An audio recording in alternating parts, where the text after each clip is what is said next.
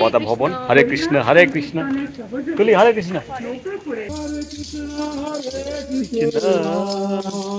কৃষ্ণ হরে হরে হরে রাম রাম রাম হরে হরে। মায়াপুর, যা চৈতন্য মহাপ্রভুর জন্মস্থান, তিনি কৃষ্ণের অবতার ছিলেন। 70-এর দশকে মায়াপুরে ইসকনের প্রতিষ্ঠাতা আচার্য শিলা এসি ভক্তিবেদান্ত স্বামী প্রভুপাদের নেতৃত্বে হরে কৃষ্ণ আন্দোলন বিশ্বব্যাপী ছড়িয়ে পড়ে।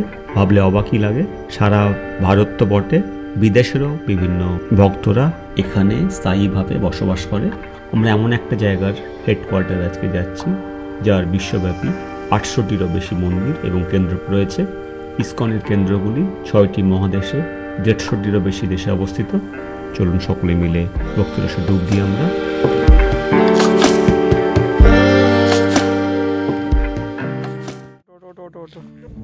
কটা বাজে? 7টা বেজে গেছে। অলমোস্ট আমাদের 200 কিলোমিটার আজকের পথ আমাদের পাড়ি দিতে হবে।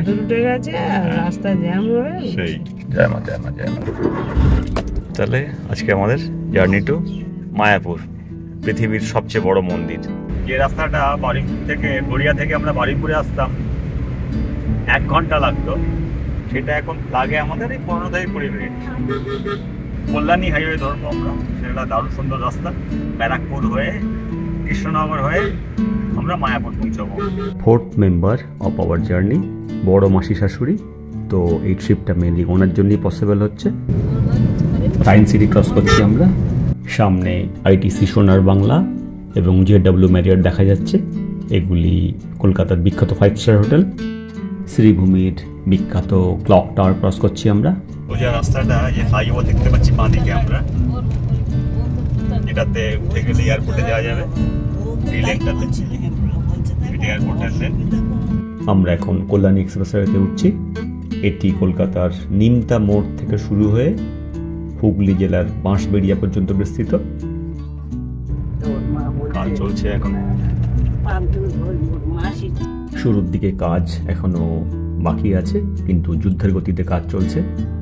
যখন এটা কমপ্লিট হয়ে যাবে, এই জায়গার চেহারাটা পুরো পাল্টে যাবে এবং যোগাযোগ ব্যবস্থা প্রচন্ড ফাস্ট হয়ে যাবে। আমাদের হচ্ছে ব্যারাকপুর, ওই রাস্তা দিয়ে গেলে 1 ঘন্টা লেগে যেত, দিয়ে গেলে আমাদের দেখাচ্ছে 20 মিনিট। কল্যাণী এক্সপ্রেসওয়ে হলো ভারতের পশ্চিমবঙ্গের একটি 44.17 কিলোমিটার দীর্ঘ 6 লেনের টোলযুক্ত এক্সপ্রেসওয়ে, যা রাজ্যের রাজধানী কলকাতাকে তার স্যাটেলাইট শহর কল্যাণীর সঙ্গে যুক্ত করছে। 6th member of our team তুলি, আমার শালীর মেয়ে, প্রথমবার বাবা মাকে ছেড়ে একটা ট্রাভেলে পার্টিসিপেট করছে। নিয়ে নাও, চলো। আমাদের গাড়ি কাঁচা কাজ ভরা, সকলে এনজয় করতে করতে ট্রাভেল করছি আমরা। কল্যাণী 12 কিমি।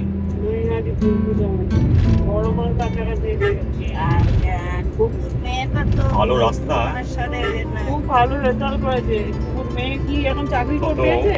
হ্যাঁ, জার্নিটা কত সুন্দর করে, কত সুন্দর আকাশ।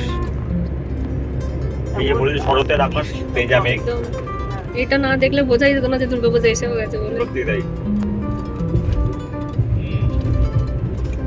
অসাধারণ সুন্দর কাপান মোড়ে চলে এসেছি আমরা। অপূর্ব সুন্দর ফ্লাইওভারের নেটওয়ার্ক চারিদিকে চোখে পড়ছে আমাদের। বাঁদিকের লেন ধরে ডান দিকে চলে গেলে 34 নম্বর জাতীয় সড়ক পড়বে। সোজা গেলে ঈশ্বরগুপ্ত সেতু ক্রস করে কল্যাণী। চারিদিকটা অপূর্ব সুন্দর, বেশ ভাল লাগছে দেখে। আমরা ডান দিকে টার্ন নেব, বড়জাগলি হয়ে বাঁদিকে আমরা কৃষ্ণনগরের দিকে রওনা দেব। তুলির মার হাতের রুটি, নরম নরম আলুর দম, কেমন খেতে লাগছে মা? দারুন, উইথ লঙ্কা। লি ভালো কি? তোমার পেঁয়াজ হলে ভালো হতো। হ্যাঁ, তোমার পেঁয়াজ হলে ভালো হতো। রাস্তার ধারের ধাবা থেকে ব্রেকফাস্ট কমপ্লিট করে আবার আমরা আমাদের জার্নি স্টার্ট করলাম। অদ্ভুত আকাশ,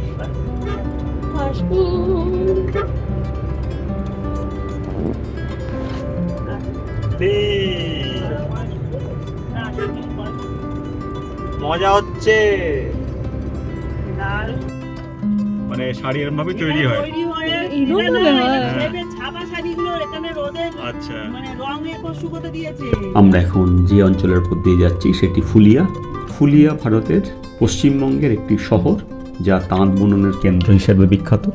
এখানকার তাঁতিরা উচ্চমানের হস্তশিল্পের শাড়ি তৈরি করে, যার মধ্যে রয়েছে বিভিন্ন ধরনের টাঙ্গাইল, জামদানি, তাঁত এবং সিল্ক। কলকাতা থেকে ফুলিয়ার ডিস্টেন্স হচ্ছে 80 থেকে 90 কিলোমিটার। রেলপথে আমরা কলকাতা শিয়ালদা স্টেশন থেকে ফুলিয়া স্টেশন পর্যন্ত সরাসরি লোকাল ট্রেন পরিষেবা পেতে পারি।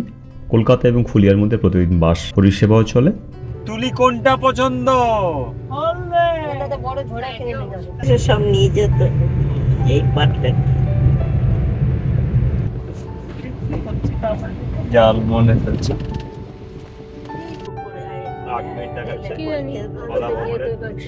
ক্রমশ এক অদ্ভুত ভালো লাগার মধ্যে প্রবেশ করছি আমরা। মায়াপুর এটি কলকাতা থেকে প্রায় 130 কিলোমিটার উত্তরে এবং ভাগীরথীর ওপারে নবদ্বীপ শহর থেকে অবস্থিত, যা চৈতন্য মহাপ্রভুর জন্মস্থান। তাঁর অনুগামীরা বিশ্বাস করতেন যে তিনি কৃষ্ণের অবতার ছিলেন এবং তিনিই হরে কৃষ্ণ আন্দোলন শুরু করেছিলেন।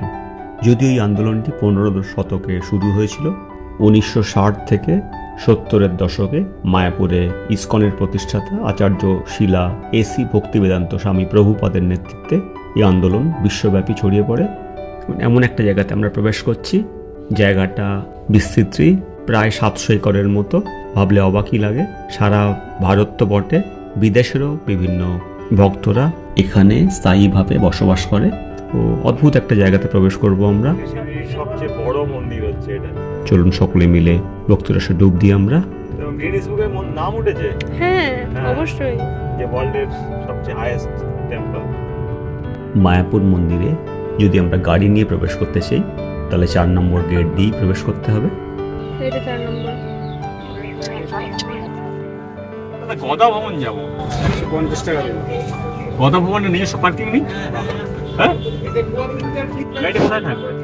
সামনে থাকবে, পার্কিং আলাদা দিতে হবে।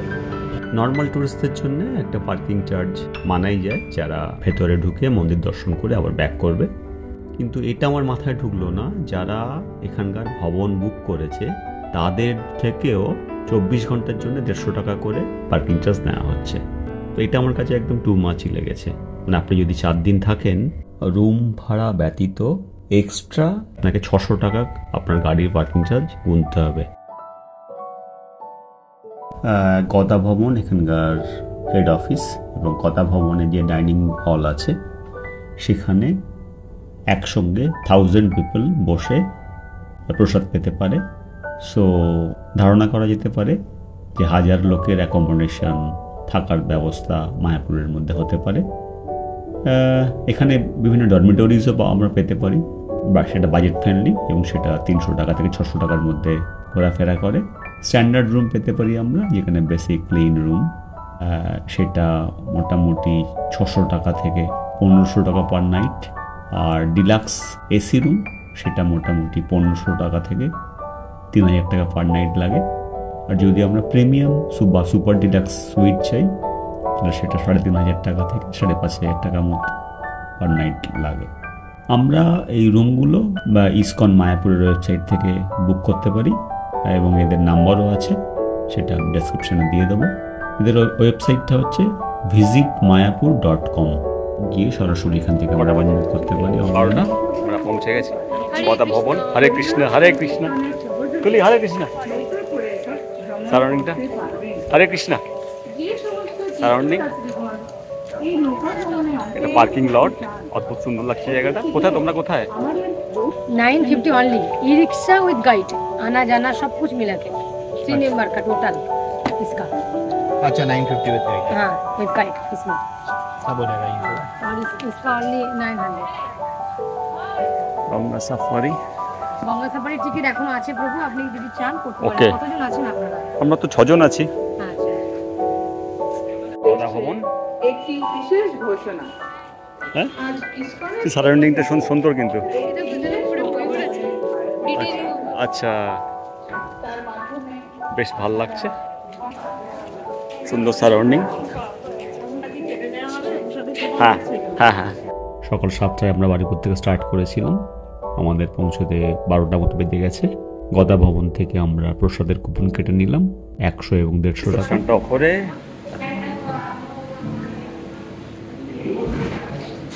ভালোই লাগছে।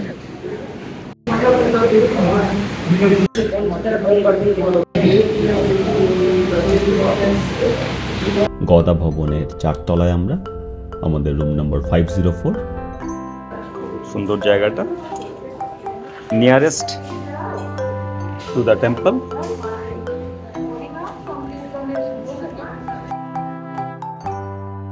অদ্ভুত সুন্দর লাগছে, পতাকাটা পথ করে উঠছে। এটি হলো ভারতের পশ্চিমবঙ্গের মায়াপুরের নির্মীয়মান একটি বিশাল হিন্দু মন্দির এবং প্ল্যানেটোরিয়াম কমপ্লেক্স।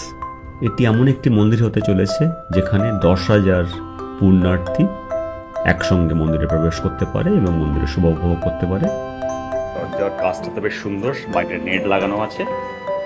দেখে দেখে এদিকে একটা বেড, এদিকে একটা বেড, কিন্তু আসলে এটা 4টে বেড।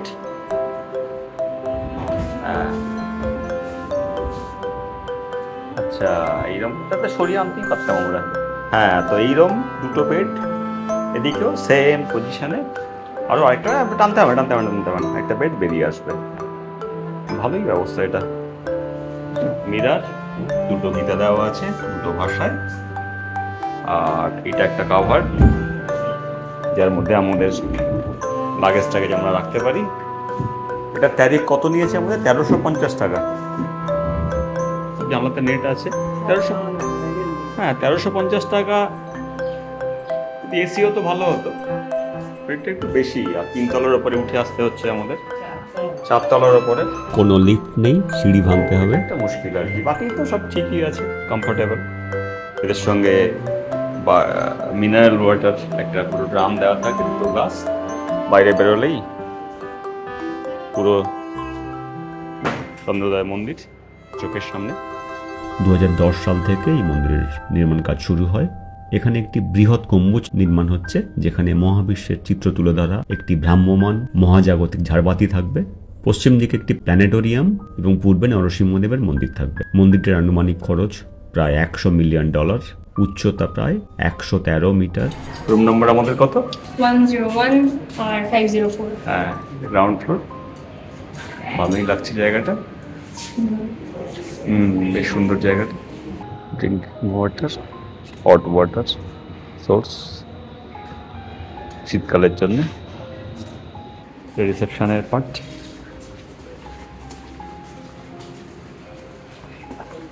বাহ, সুন্দর গাছপালা লাগানো,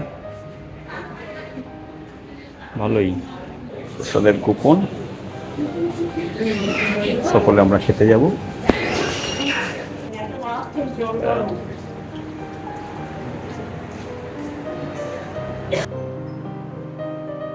প্রভুর খাওয়ার ব্যবস্থা সকলে মিলে।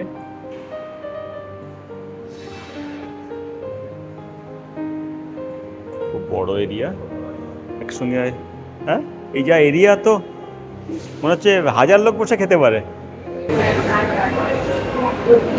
ডাল,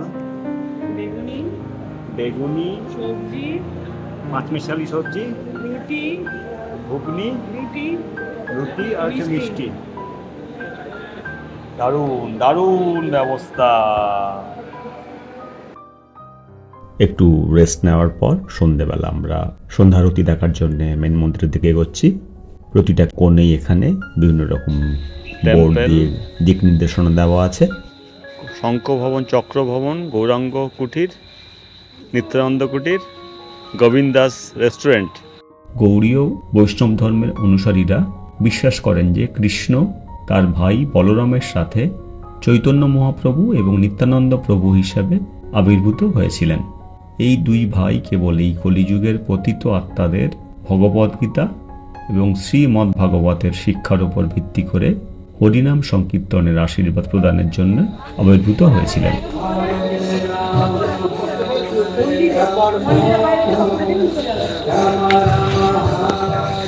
মায়াপুর হলো সেই জায়গা যেখানে জড় ও আধ্যাত্মিক জগতের মিলন ঘটে। ঠিক যেমন ভগবান চৈতন্য এবং ভগবান কৃষ্ণের মধ্যে কোনো পার্থক্য নেই, তেমন শ্রীধাম মায়াপুর এবং বৃন্দাবনের মধ্যে কোনো পার্থক্য নেই।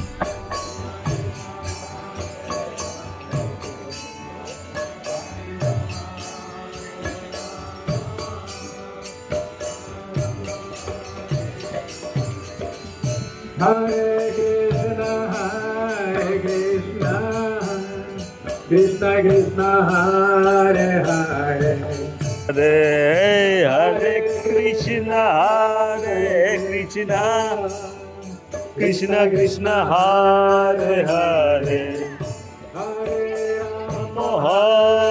Rama Rama Rama Rama Hare Hare। মায়াপুরে বেশ কয়েকটি গৌড়ীয় বৈষ্ণব সংগঠন রয়েছে। আন্তর্জাতিক কৃষ্ণ ভাবা মৃত সমিতি ইসকন এর সদর দপ্তর এখানে অবস্থিত। শহরটি মূলত এই বিশেষ বৈষ্ণব ধর্মীয় ঐতিহ্যের উপর কেন্দ্রীভূত, যেখানে রাধা ও কৃষ্ণ অথবা গৌরনীতের মন্দির রয়েছে। Hare Krishna Hare Krishna Krishna Krishna Hare Hare 1880-র দশকে চৈতন্য মহাপ্রভুর জন্মস্থানে ভক্তি বিনোদ ঠাকুর যোগীপীঠ মন্দির প্রতিষ্ঠা করেছিলেন। গৌড়ীয় বৈষ্ণব ভক্তরা প্রতি বছর নবদ্বীপ নামে পরিচিত 9টি দ্বীপের সমষ্টিতে ভগবান শ্রী চৈতন্যের লীলাভূমির বিভিন্ন স্থান প্রদক্ষিণ করেন। এই পরিক্রমা প্রায় 7 দিন সময় নেয়। এই অনুষ্ঠানটি গৌড় পূর্ণিমা উৎসব ভগবান চৈতন্যের আবির্ভাব দিবস ঘিরে অনুষ্ঠিত হয়। Krishna Krishna Hare Hare Hare Rama Hare Rama Rama Rama ভগবানের দিব্য আবির্ভাব দিবস উদযাপনের জন্য সারা বিশ্ব থেকে ভক্তরা এই শুভ পরিক্রমায় মায়াপুরে আসেন। হ্যাঁ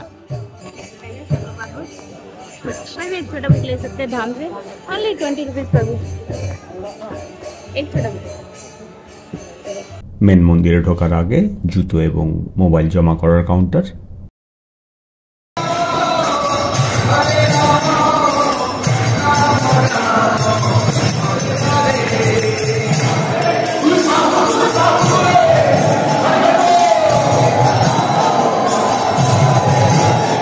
আমরা এখন ভগবান শ্রী শ্রী রাধা মাধব মন্দিরের ভেতরে। এখন যে প্রতিমা আমরা দর্শন করছি সেটি হলো পঞ্চতত্ত্ববেদী, যেখানে শ্রী চৈতন্য মহাপ্রভু এবং তার 4 সহযোগী নিত্যানন্দ প্রভু, অদ্বৈত আচার্য, গদাধর পণ্ডিত এবং শ্রীবাসের বৃহৎ দেবতারা রয়েছেন। এনারা পৃথিবীর পঞ্চতত্ত্বের বৃহত্তম দেবতা।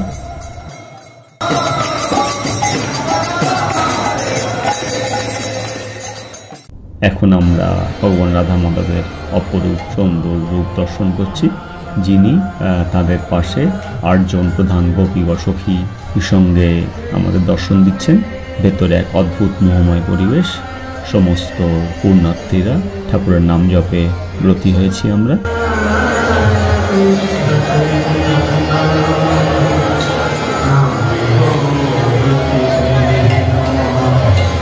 এখন আমরা ভগবান নৃসিংহ বেদির সামনে দাঁড়িয়ে আছি। 1986 সালে ডাকাত আক্রমণের পর মন্দিরের কেন্দ্রে সুরক্ষার জন্য ভগবান নৃসিংহের একটি দেবতা স্থাপন করা হয়েছিল। এখানে দেখা নৃসিংহের রূপ বিরল, বাঁকানো হাঁটু এবং রাগী লাল চোখ নিয়ে একটি সম্পর্কিত লাভ দেওয়ার জন্য ভগবান নৃসিংহ প্রস্তুত।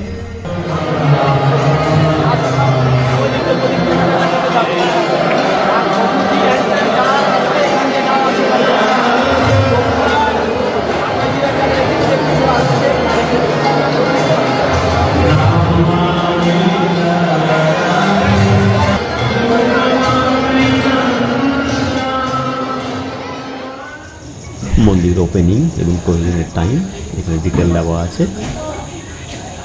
মন্দিরের এন্ট্রি এটা, একদিকে ফিমেল একদিকে মেল, চেক করে ঢোকানো হয়।